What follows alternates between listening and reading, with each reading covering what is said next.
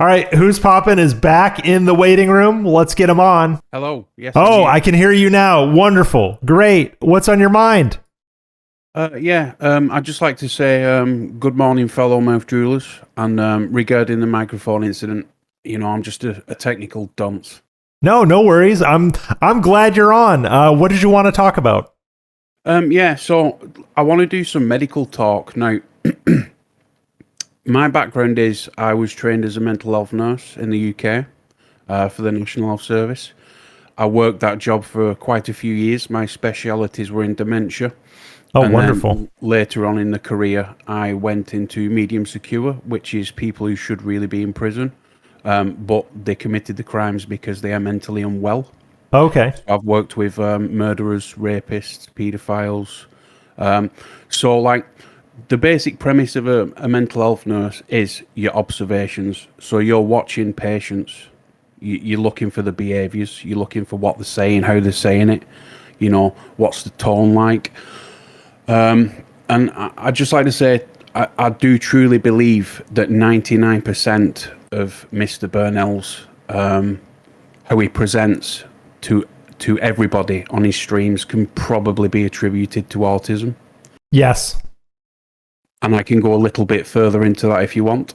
I want to say I did not subscribe to the autism theory until this year. Until we got him interacting with Kino Casino, because you cannot explain it away anymore. He has to be autistic to some degree. But yes, go ahead, further explain. I'd be very happy to hear your further takes on why it would be autism. Okay, so just to ease us into the discussion, if you Google flathead syndrome and you look at some of the images, you'll notice there are very, very similar coincidences with Philip's head shape. Now, that doesn't necessarily mean it's going to impact on his mental health or any intellectual disability that he may or may not have. But it's just a little coincidence. Everybody keeps talking about his head shape. He's actually got flathead syndrome. So that's for starters. So like this. Right there. I'm going to share it with you. I'm going to share my screen with you in the Discord room that we're in. But I did Google flathead syndrome, and I pulled up a picture of a baby's head. That looks kind of like Philip, does it not?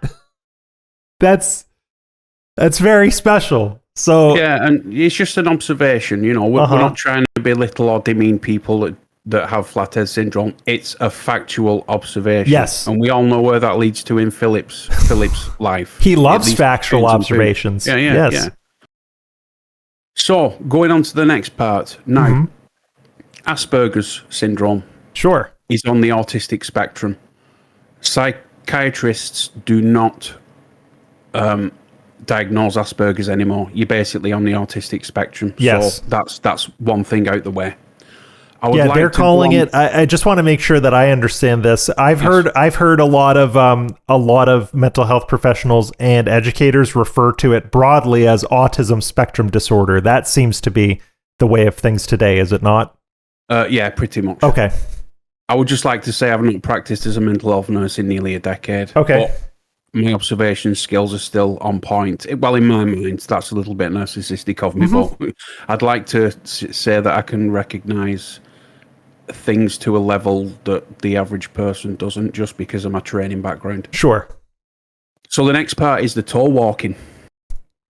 Now, in previous years, in the olden days of the YouTube, Philip showed himself walking quite a lot on camera, and also with the second new camera angle that we're seeing. So we see that he does actually do quite a lot of tall walking. He's not a normal walker. He walks on his toes. Now, that is a common feature of people on the autistic spectrum, is the tall walking. We definitely see it. The next part is when he's swaying. So again, going back to all the old YouTube videos, we see Philip swaying quite a lot. Even when he's holding the camera, when he's decorating a Christmas tree with Leanna, he's swaying back and forth. That is also a very common symptom of people who have autism. It can also be considered a self-soothing behaviour. Now, when you delve into the self-soothing, repetitiveness. So Yes. you can basically watch Phil's Level 1 podcast from a month ago, and he will still be talking about the same themes that he would be if he did it today. Yes. I honestly feel that is feeding into his self-soothing.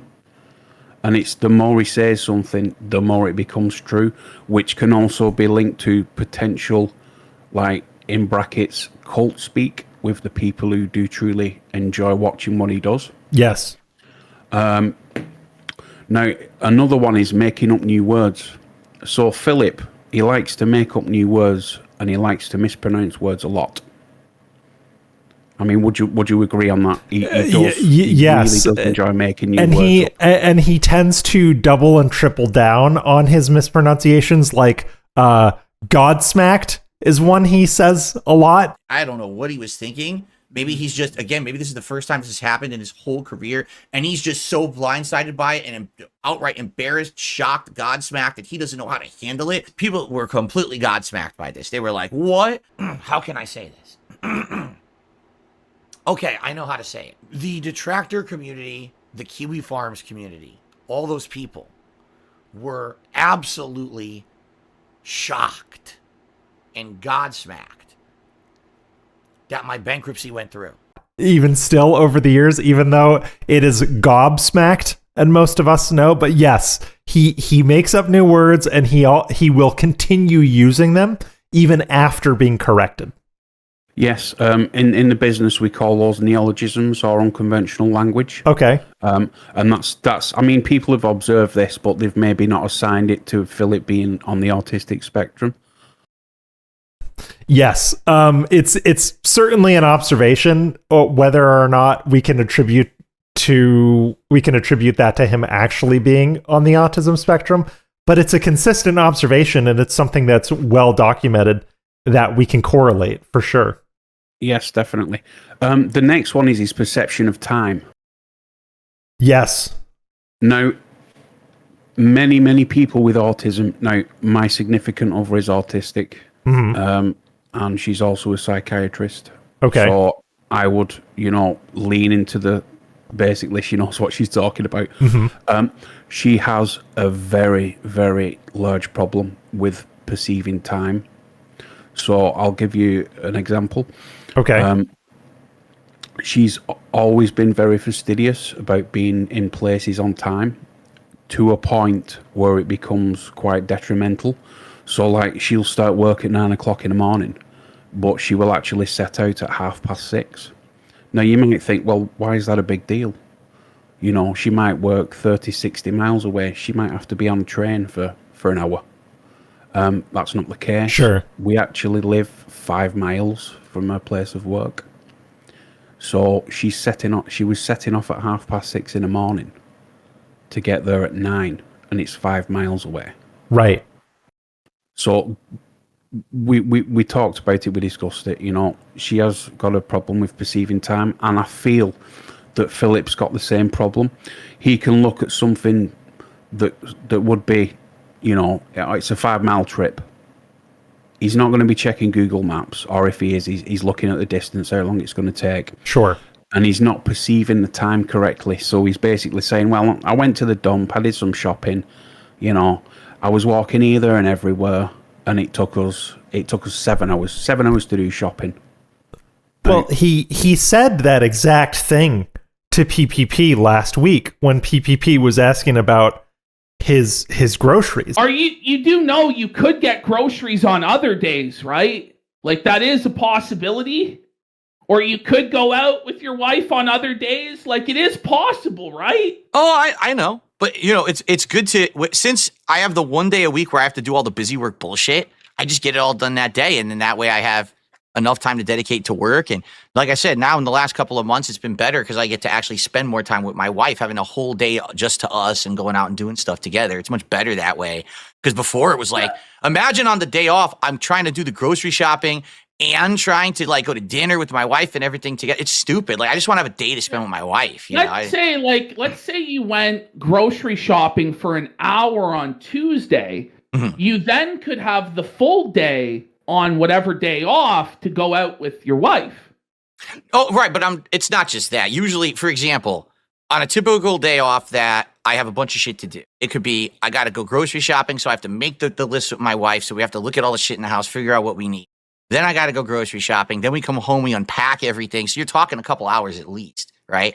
Then usually there's other shit that I got to do. So whether it's I'm out and about picking stuff up, like maybe we ordered stuff from stores, I got to pick stuff up. That happens sometimes. You know, my wife will order something from a store and I got to go get it, or I'm returning something. The pet store, that's the one thing. Like I know you can order a lot of pet stuff online, but to go to the pet store and buy stuff in person, you know, there's a local pet store we like for Jasper that, you know, it's a little better to just go in person and do shit like that.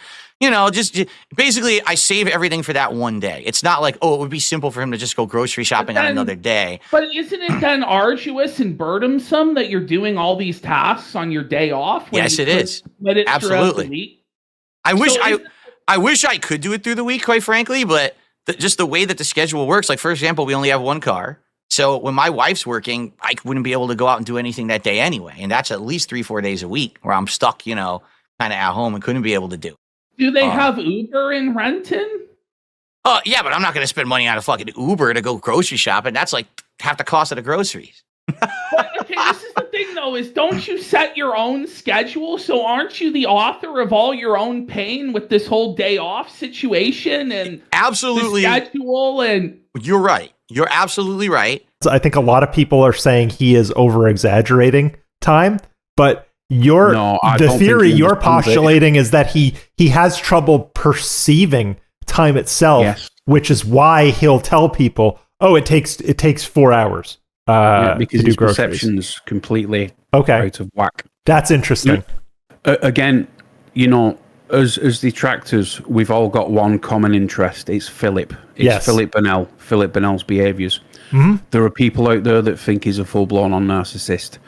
Yeah, I can see that he is narcissistic in some areas, which is also linked to autism, by the way. Mm-hmm. You can be a narcissist and also autistic. But it's sort of like finding your flavour, your individual flavour of Philip as a detractor. Yes. And I really do think that 99% of his behaviours and what we're seeing is down to autism. You can disagree. That's fine. We've all got our own opinions. But yeah, that's pretty much it. The last point is dyspraxia. Now, with dyspraxia, you have real problems, sort of coordinating and sequencing. Okay. Now, the biggest evidence we have that Philip may be dyspraxic is when he eats on camera. Okay, that's very interesting. Can you elaborate as to why what we've seen of him eating is evidence of dyspraxia? I'm very curious to know about that because I am familiar. I know I have friends with speech dyspraxia, and because there are varying forms of dyspraxia that you can have, but I've never heard it tied to eating. So can you elaborate on that? Okay, so dyspraxia, it's a neurological condition that can cause motor coordination difficulties, which is why I'm looking forward to the Lego stream as well, by the way. Okay. So if you watch Philip when he eats or when he does anything with his hands, it's all very awkward. It's very clumsy. Here's my fork. Here's the fish.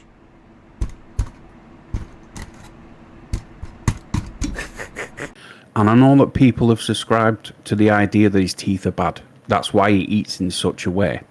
I don't believe that's the case, personally. I do literally think it's down to dyspraxia.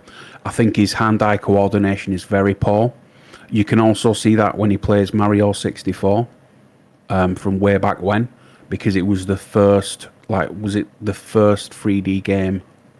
Yeah, it was the first fully 3D platforming game with a free camera. Yeah. So his visual spatial awareness is very lacking. I think the only thing I need to do here is get all the red coins, but it's like super hard to do.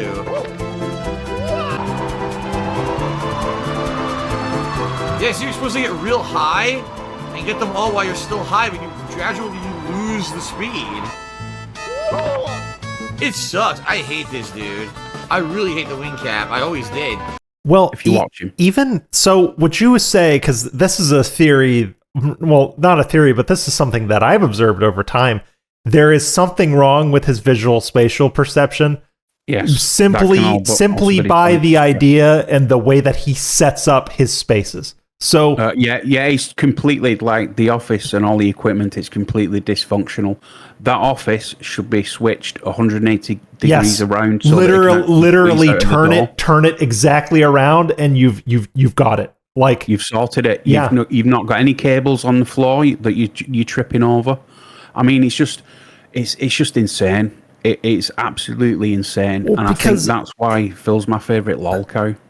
Yeah, and and the comparison was, and I forgot what stream I was watching, but somebody, maybe it was probably WPIG. I listen to a lot of WPIG while I'm working, but I think ALT pulled up footage of Leanna's office compared to Phil's office, and if you look at Leanna's space, you're like, oh, a normal person with spatial awareness set this up. It's logically arranged, it's organized, where Phil's whole thing is, I have to run wires across the room because the router is on the other side of the room. And if that's the issue, most people would say, okay, well then I'll build the setup around the router. You know what I mean?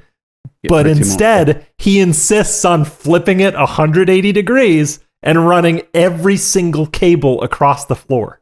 It's not logical. And it should make a person feel uncomfortable. The fact that he doesn't feel physically uncomfortable with his setup shows that there is something wrong with his visual spatial awareness and perception. So, I mean, I want to thank you for pointing that out, not only because it confirms my biases, but I think it's a very logical and scientific way to lay it out, other than just saying Phil's weird, because he is weird.